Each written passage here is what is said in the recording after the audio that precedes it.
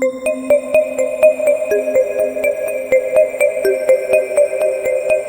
this video, I'm going to show you how to use Scalar 2 to point out any mistakes you might have made while playing the keys to help you become a better performer rather than just letting Scalar 2 do all the work. So I have some MIDI here that I played on my keyboard. It's all nice and quantized now. I went in and edited it to make it look beautiful for this video, but this is the sequence I have.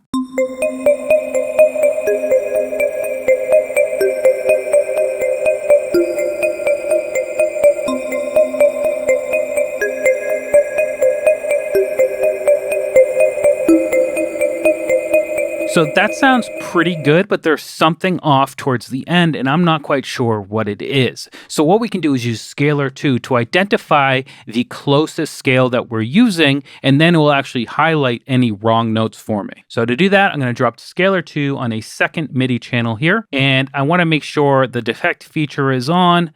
I can go ahead and turn off the sound. I don't need it to play anything. I just wanted to hear the notes that I have of here in the top and show me where the issues are. So in the all-ins over here, I'm going to choose the serum channel, and then I'm just going to go to in, and that will allow Scalar 2 to hear this MIDI and point out what's wrong.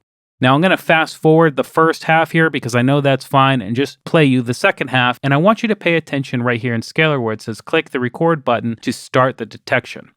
So what I need to do is just go ahead and click the record button and then play the MIDI.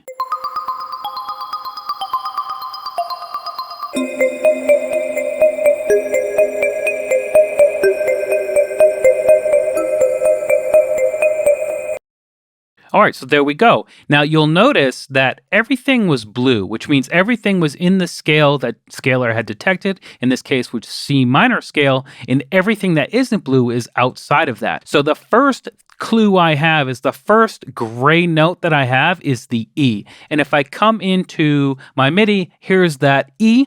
And I can also just look at the scale. So now that C minor is selected, all the blue notes up here are inside of the scale. And if you look, E is outside the scale, or not blue in this case. I think that everything else is gray because that E note is sustained over the whole bar there, and all of these other notes fall in line with it. It's telling me that that E is the root cause. So if I change that E, I should be okay. And that's pretty easy to do with my MIDI clip here. It's just one note.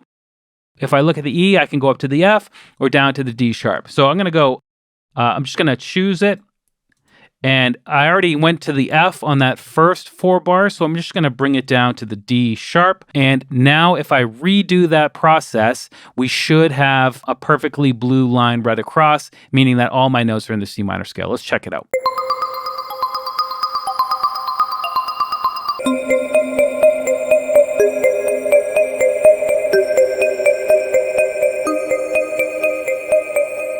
And boom, now that that is blue, everything else is blue, which means everything is totally in the right key. So now I know when I play this again, not to play that E and to play that D sharp instead. Now, what would you do if a bunch of notes were just out of order? Well, we can easily do the same process again, just look for the gray notes and then make decisions that way, or we can let Scalar do it for us if we're feeling a little bit lazy. So if I come into Scalar and I get out of the detect feature and, I'm in scale, I've got my C minor scale here, you can see it down here. What I can do is turn on key locking.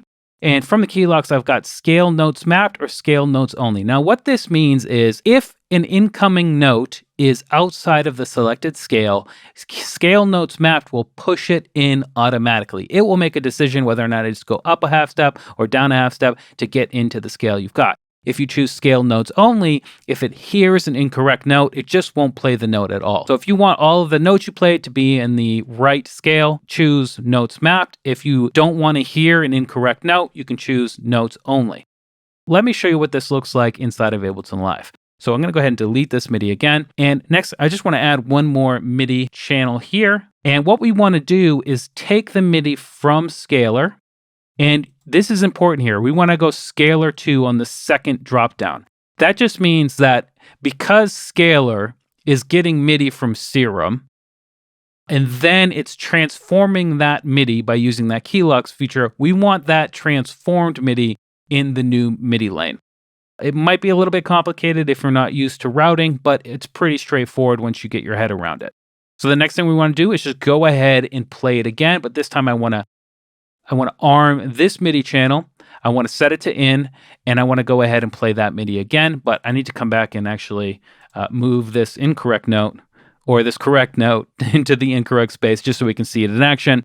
And I can actually play it right from the middle. I don't need to play the whole thing again. Let's just go ahead and hit record and see what happens.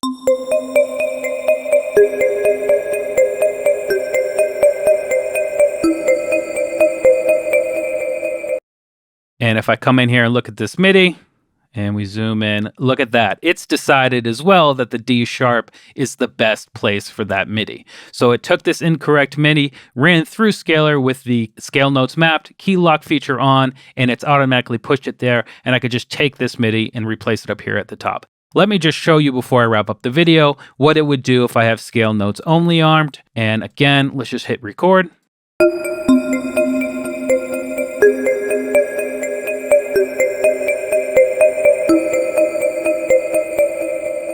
Look what's happened here. It just didn't play that exactly as I said it would. You've got all of your other notes in here, but you just don't play that incorrect note instead of pushing it. So those are your two best friends here. And once you have a good idea, as I said, I played that on my keyboard to begin with. So now I can just remember that when I get back in. And of course, if you're in a live performance situation, you can set up Scalar to do that on the fly in real time for you. And you can just go to town playing the keys and have a good time without worrying about playing the correct notes, essentially. So if your timing is good, but your music theory is bad, Scalar will be your best friend if you're going to be playing on a stage in a live performance. And if you're just like me and you're looking to perform better and play the right notes, Scalar can help identify issues and show you the best path on getting those inside of your performance or just saying leave it out. Anyway, Scalar 2 is available now on pluginboutique.com. Definitely check it out using the links in the video description. And as always, I'm Joshua Casper. I hope you learned something, and I'll see you in the next video.